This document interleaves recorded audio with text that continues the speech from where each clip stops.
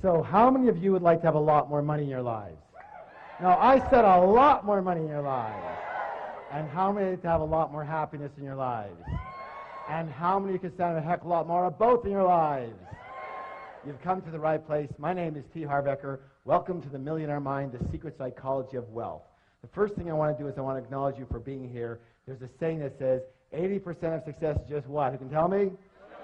Showing up. So since I can't reach you all, I need you to do me a little favor. Simply reach around, pat both your neighbors on the back, and go, congratulations for being here.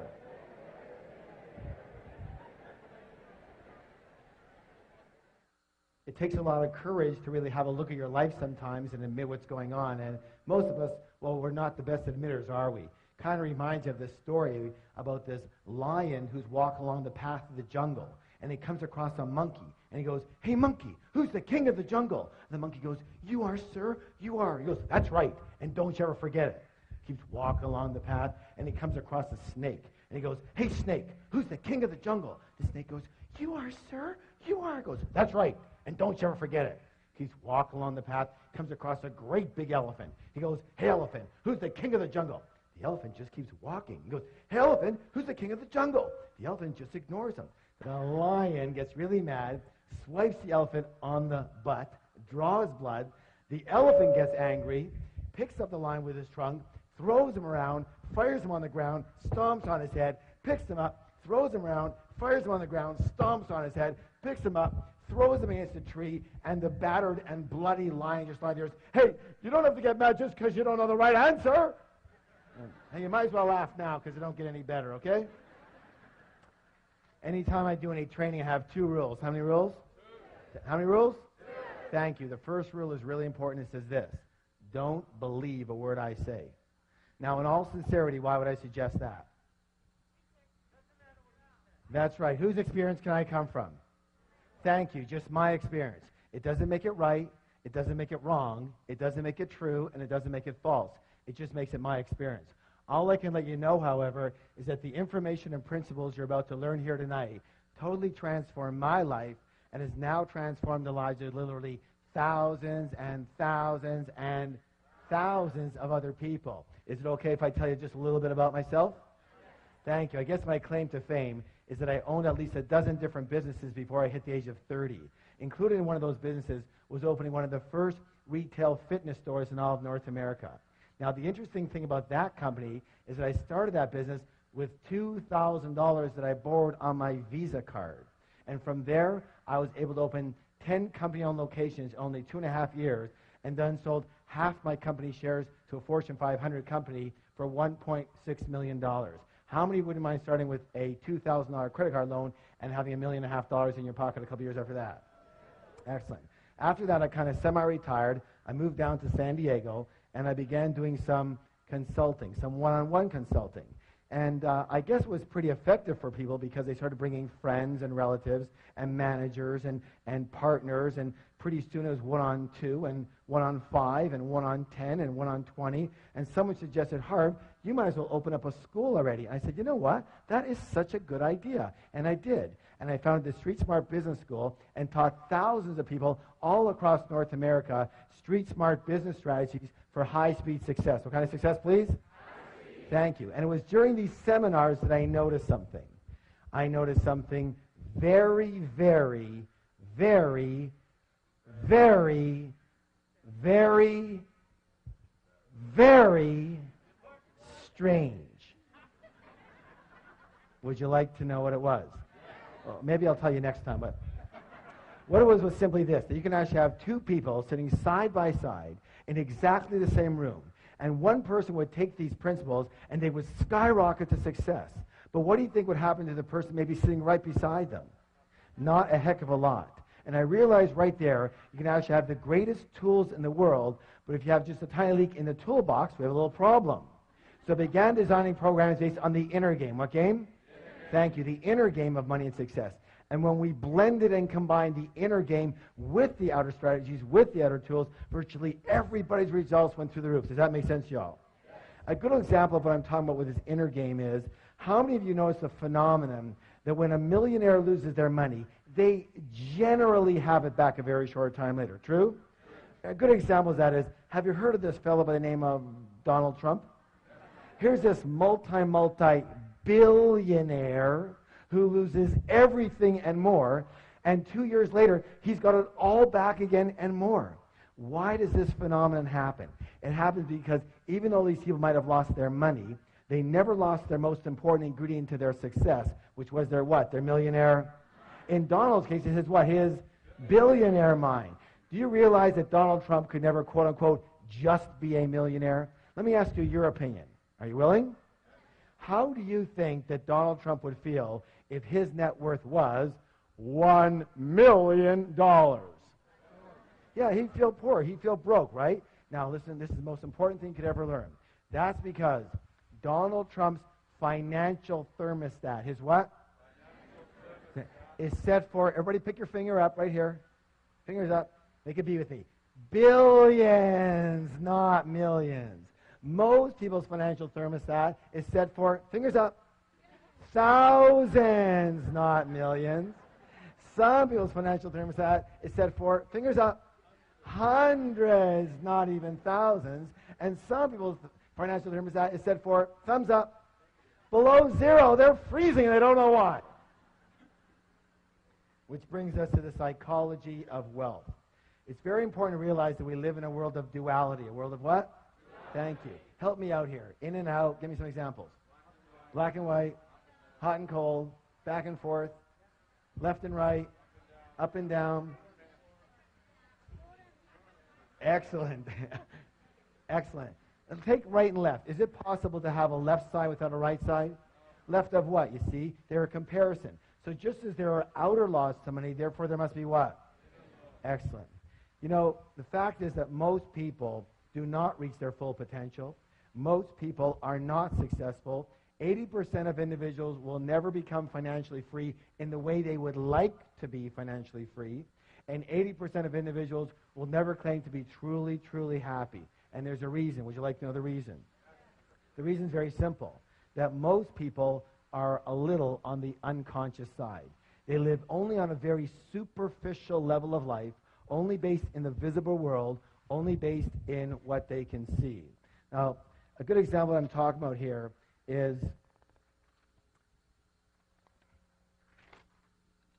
we're going to call this the tree of life. Tree of what?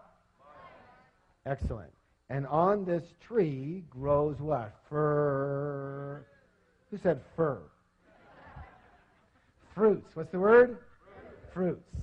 So we take a look at the fruits of our life, which are our results, right? And we don't like them. They're too small. They don't taste good. There's not enough of them, right? Well, what do we tend to do? Don't we tend to focus more and more of our energy and focus on those fruits, on those results? Yes? Except for one thing that we forgot. What is it that created those particular fruits? It's what? It's those roots that create those fruits. It's what's under the ground that creates what's above the ground. It's what's invisible that creates what's visible. True or true? Is that sometimes or all the time? Let me ask you a question. Is this the way it is in nature or not? Are you a part of nature? Then it may be the case that it might be the same with us, yes? All right, very good. So, the most important thing that I think people need to realize that they just don't seem to get taught anywhere is that we don't live in only one realm alone. We live in at least 4 different worlds at once. We live in the mental world. What world? We live in the emotional world. What world? We live in the spiritual world. What world? And absolutely we live in the physical material world. And what most people never get is that your physical material world, your results, what actually happens to you is nothing more than a printout of the other 3 areas. These are the fruits, but these are the roots that cause those fruits. This is your result, but these are your causes. Does that make sense? Yes? This is what's above the ground, but this is what's below the ground. This is what's visible, but this is what's invisible that causes what's visible. So, it boils down to this, that money in the real world, the real stuff, money, the physical reality, is nothing more than a result. It's a what? Result. Money is a result. Wealth is a result. Health is a result. Illness is a result. Your weight is a... We live in a world of cause and Let me ask you a question. How many of you ever heard anybody allude to the fact that a lack of money was a little bit of a problem? Anybody ever hear that? Let me say this right now. A lack of money is never, ever, ever, ever, ever a problem. It's never a problem. A lack of money is merely a symptom. What's the word? Of what's going on underneath. Lack of money is just the result. What is the root cause? Meaning that the only way to permanently, what's the word, please? Permanently change your outer world is to first change your what? You know what? We're going to give that some energy by doing a declaration together. Who can tell what a declaration is? A statement that we make what? Out loud. Thank you. And, you know, why does that work? And let me just put it this. I'm not going to get into the whole situation around it, but everything is one thing. Everything is energy. What is it? Energy. What is it? Energy. Everything is energy. And all energy travels in what? Frequencies and So when we make a statement out loud, we are sending a vibration, A, into the universe, and B, if we put our hand on our heart, on our chest, we feel the vibration of that specific statement throughout the cells of our body. Yes or yes? You know, I know for a lot of you, you're thinking, oh my God, is this ever hokey? But the way I figure is this. I'd rather be really hokey and really rich than really cool and really broke. How about you? All right, please stand up. Let's have some fun. Let's have some fun with it. Good job. Now, here's what I want you to do. Put your hand on your chest, on your heart. Sir, your chest, not her chest. Come on, let's go. And simply repeat after me. My inner world creates my outer world. My inner world creates my outer world. Again. My inner world creates my outer world. One more time, twice as loud. My inner world creates my outer world. Now, turn to somebody, look them in the eye, give them a high five, and say, you have a millionaire mind. I wanted to share with you something called the process of manifestation. The process of what? All right, help me out here. Your thoughts, lead to your feelings, which lead to your excellent. One more time, all together. Your thoughts lead to feelings, lead to. I'm very well known for making the following statement, and the statement is even on the very back of the book that we've been talking about. And it says this. It says, give me 5 minutes with anyone, and I can predict your financial future for the rest of your life. How? Very simply. In a short conversation, I can identify what's called your money blueprint. Money what? Blueprint. Thank you. Each of us has a personal money blueprint already ingrained in our subconscious mind. And my friends, it is this blueprint, more than anything and everything else all combined, that will determine your financial life. You can know everything about business. You can know everything about marketing, about negotiations. You can be the best salesperson.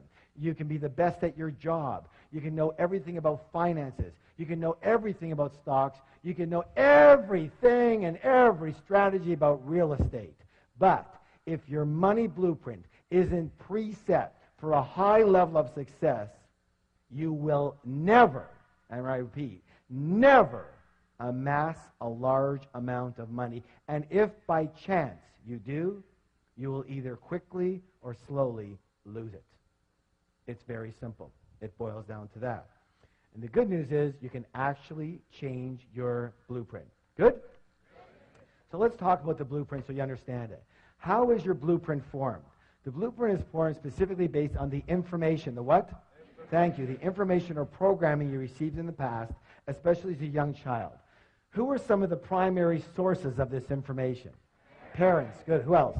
Teachers. Yes, religious leaders. Good. Good. Friends, grandparents. Good. Yes, media. Very good. Culture. Let's take culture. That's a good one. Isn't it true that certain cultures have a certain way of thinking and dealing with money? Yes.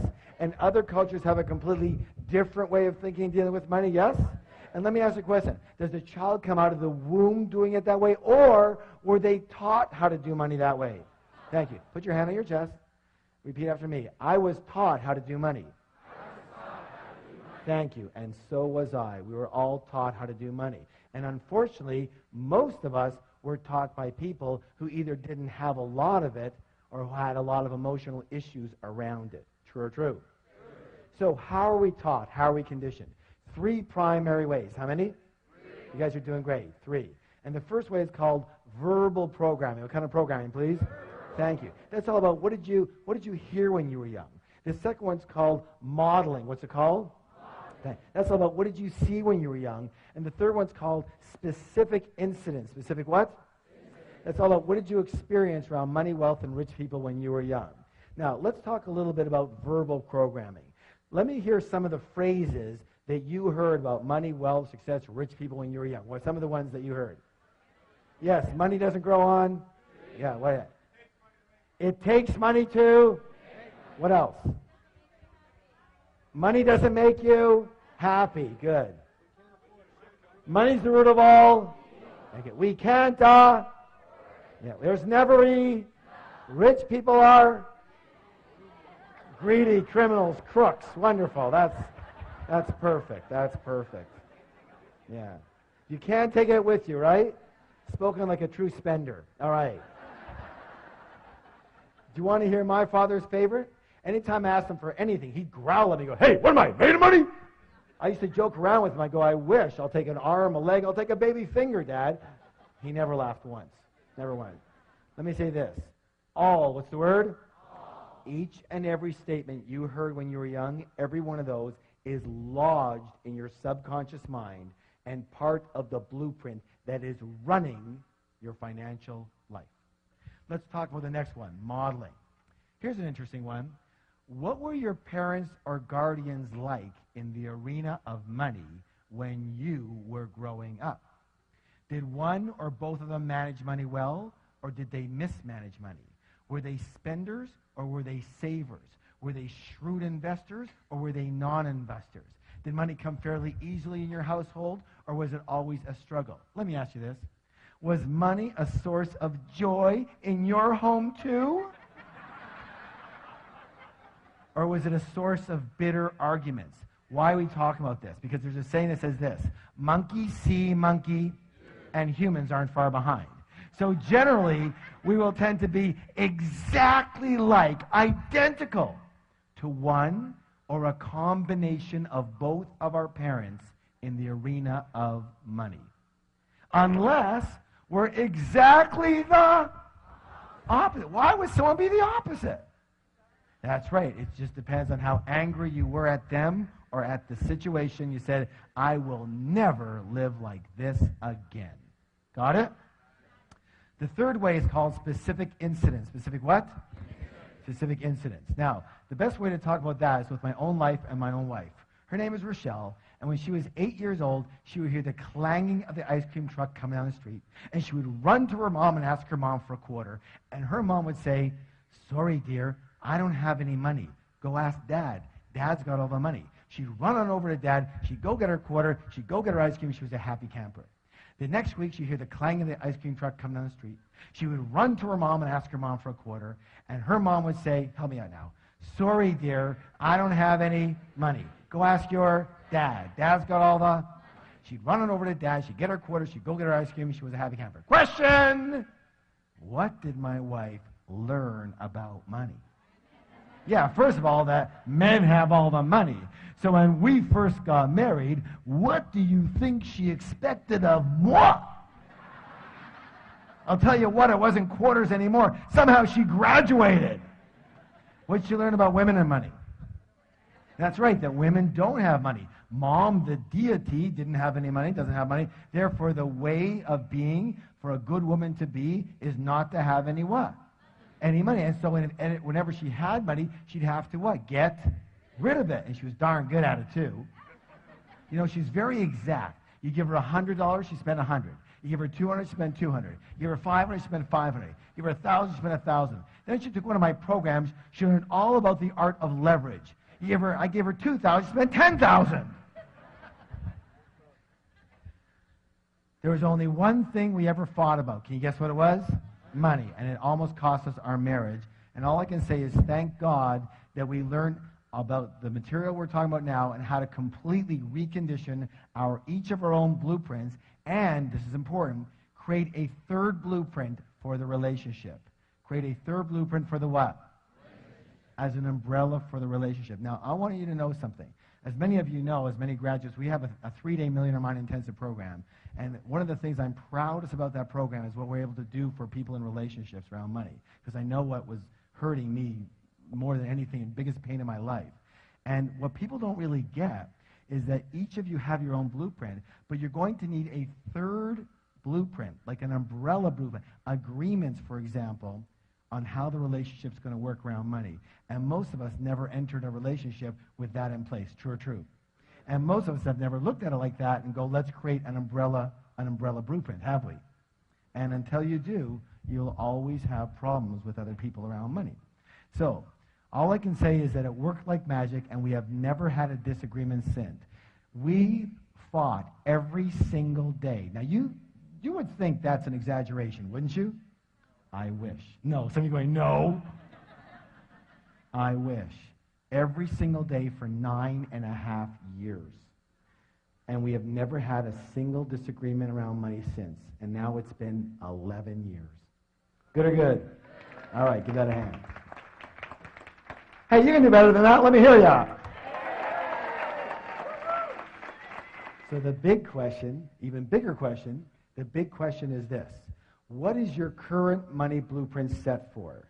Are you preset for success, for mediocrity, or for failure around money? Are you set for struggle with money or for ease around money? Are you set for working really hard for your money? Raise your hand if you're a big hard worker. Come on, let me see it. Where are you? Good. Nothing more than a preset pattern or program. That's all that is. Or are you set for having a nice balance in your life? Are you set for having a very consistent income or an inconsistent income? You know, the up and down yo-yo effect. First you got it, then you don't. Then you got it, then you don't. Then you got it, then... Raise your hand if you know that one really good. Nothing more than a preset pattern. That's all that is.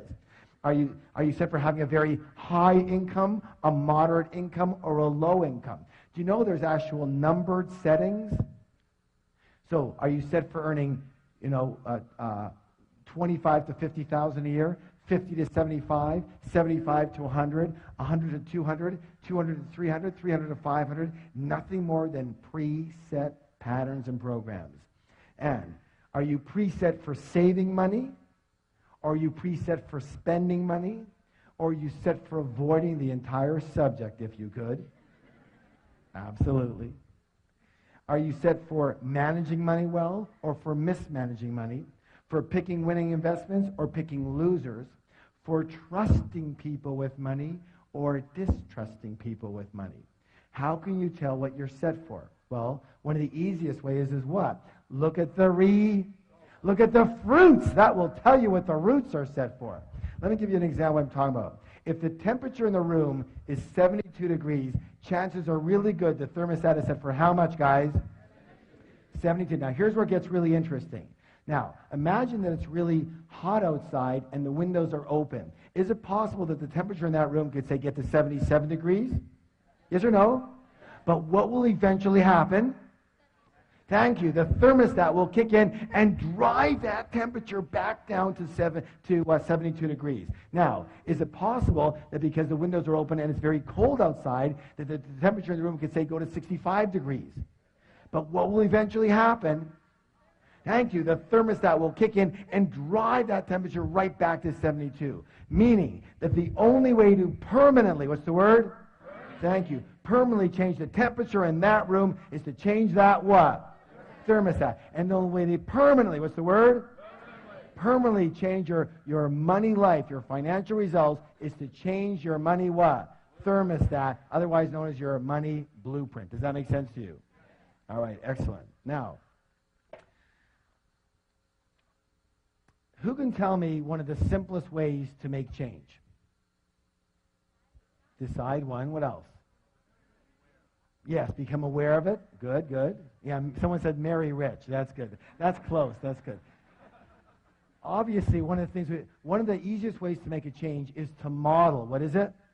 Model people who have blueprints set for high levels of success. High levels of success, yes?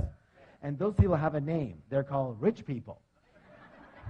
And so one of the things we're going to do in the second part of the program here is talk just a little bit about how rich people actually think quite differently than most other people. But before we do that, we have to take a little stretch. So please stand up.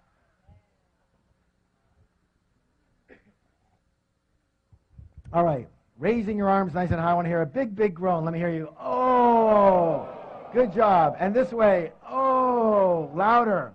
And the other way. Oh, and backwards. Oh, and forward. Give somebody a double high five and say, you're awesome.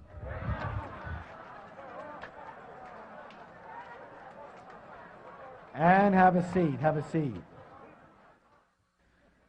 All right, let's get into some of these things that are lots of fun. So, the first way that rich people think quite differently than most poor and middle class people, and when I say poor and middle class, I mean the mentality more than necessarily the result. Of course, it depends on that, yes? All right, so let's go this one. Rich people believe what? I create, one more time, twice as loud. I create my life. And most poor and middle class people, what do they believe? Life happens to me. Life happens to me. If you want to create real wealth, it is imperative to believe that you are at the steering wheel of your life.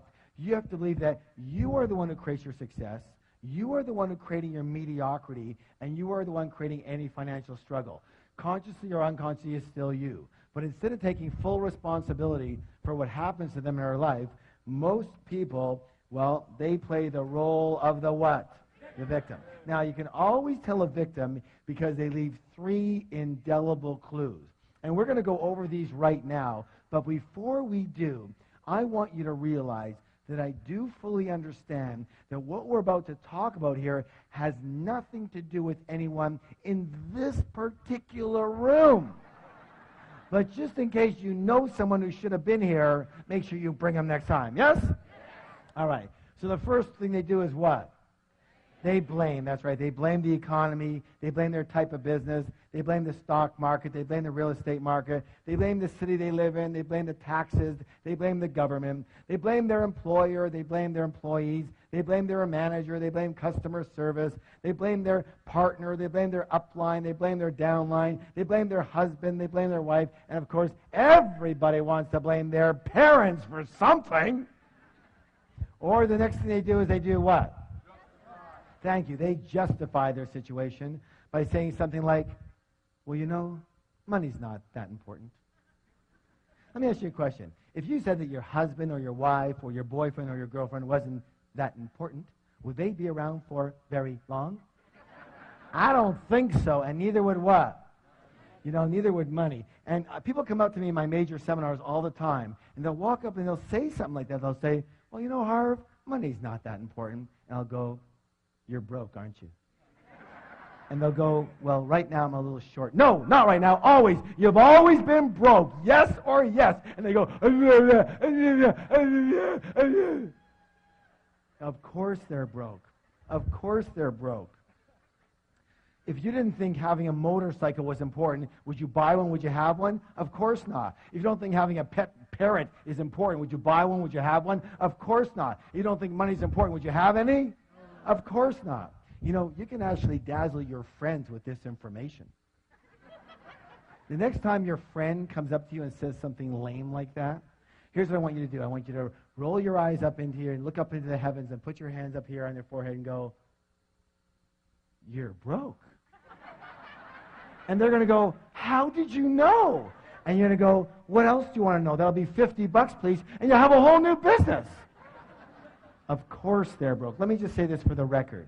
Anybody who says money is not important doesn't have any. True or true?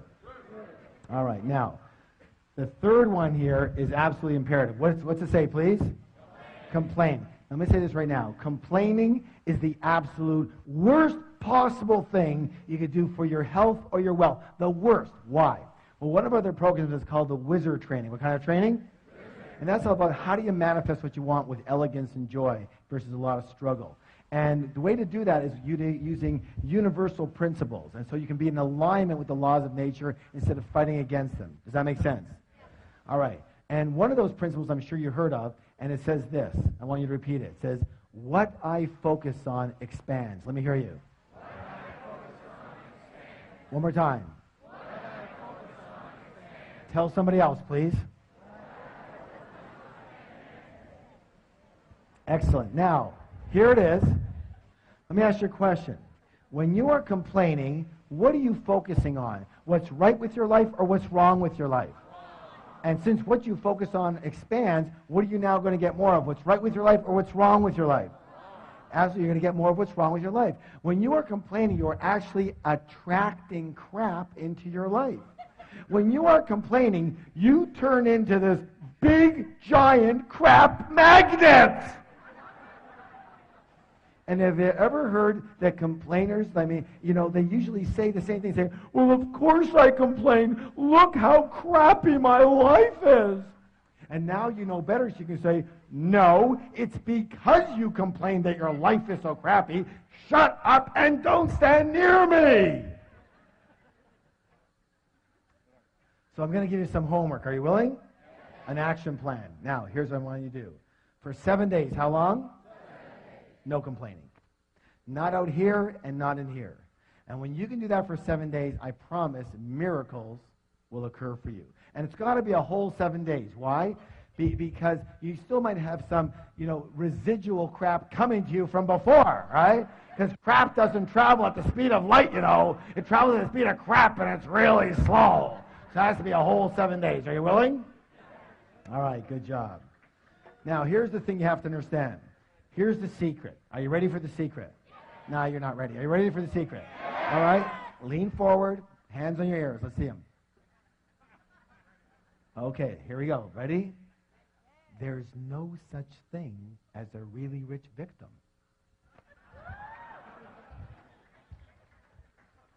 Yet being a victim definitely has its rewards, doesn't it? What's the big reward people get out of being a victim? That's right, they get attention. Is attention important to most people? It's the most important thing to most people. Why? Because when we were infants, we made a mistake, and a big one. Almost all of us. And what we did is we equated attention with love for the purposes of survival. But they're not the same at all. Does that make any sense? And because of that mistake, most of us really don't even know about true love. We know about what's called ego love, meaning we love another person for what they do for us versus who they are, having nothing to do with us. And worse than that, we love ourselves for what we do for us. In other words, when we're good, we love ourselves. And when we're bad, we don't love ourselves. True or true?